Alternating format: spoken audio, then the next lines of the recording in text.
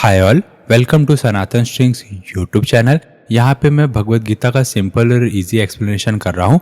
मैंने अभी तक अपने चैनल पर भगवत गीता का चैप्टर 1, चैप्टर 2, चैप्टर 3 का एक्सप्लेनेशन डाल दी है। अगर आप लोगों ने वो नहीं देखा होगा तो आप वो देख लीजिएगा।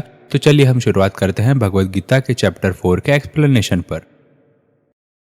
श्रीमद् भगवद गीता चैप्टर 4 श्लोक 6। अजोपि सनन् व्यवव्यात्मा भूतानि मीश्वरोऽपि सन् प्रकृतिं स्वामधिष्ठाय संभवायात्ममायया।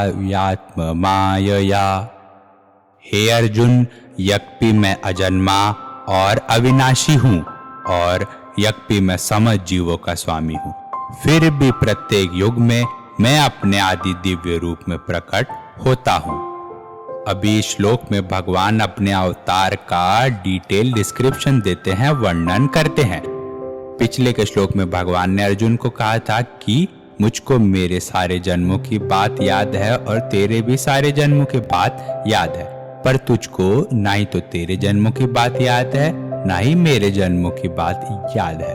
तो भगवान अभी श्लोक में कहते हैं कि मैं अजन्मा हूँ, मेरा कोई जन्म नहीं है, मैं अविनाशी हूँ, मुझे कोई मार नहीं सकता और मैं समस्त जीवों का स्वामी हूँ, सारे जीवों का मैं ईश्वर हूँ, स्वामी हूँ। ये होने के बाद भी मैं हर युग में अपने आदि दिव्य रूप में प्रकट होता हूँ। मतलब भगवान कह रहे हैं कि मैं हर युग में, जब जब युग आता है, जब जब समय आता है, जब जब जरूरत आती है, तब मैं अपनी शक्ति से खुद प्रकट हो जाता हूँ। मतलब भगवान इस श्लोक में कह रहे हैं कि उन्हें कोई मार नहीं सकता, सबसे पहली बात, और वो खुद की शक्ति से ही प्रकट हो जाते हैं। जैसे सूर्य है, सन है, जब सन सेट हो जाता है तब ऐसा तो नहीं है ना कि सूर्य खत्म हो गया। सूर्य है, उसका एग्जिस्टेंस है, बस हम नहीं देख पा रहे हैं। तो वैसे ही भगवान है, भगवान को हम नहीं देख पा रहे हैं का इसका मतलब ये नहीं कि भगवान नहीं है, भगवान का एग्जिस्टेंस है, बस हम नहीं देख पा रहे। हम अपनी जो हमारी आंखें हैं, जो आईज है, उससे नहीं देख पा रहे हैं।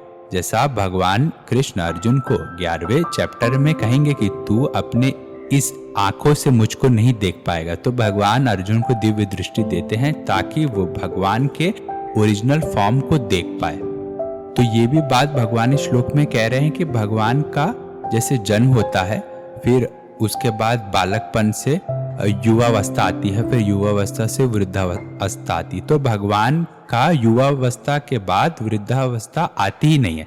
इसके लिए भगवान का आप लोग कभी भी ओल्ड इमेज नहीं देख पाएंगे कि भगवान की दाढ़ी सफेद है या बुढ़े हो गए भगवान, ऐसा नहीं है। कोई भी किसी भी बुक में भगवान का वर्णन, ऐसा डिस्क्रिप्शन है ही नहीं कि भगवान बुढ़े हो गए हैं, दाढ़ी सफेद हो गई, चल नहीं पा रहे, क्योंकि वो श्री भगवान है। वो युवावस्था के बाद आगे बढ़ते ही वो है नहीं, और अपनी योग माया से वो मरते तो है पर अपना शरीर खत्म वो करते हैं, पर रहते वो श्री भगवान ही है।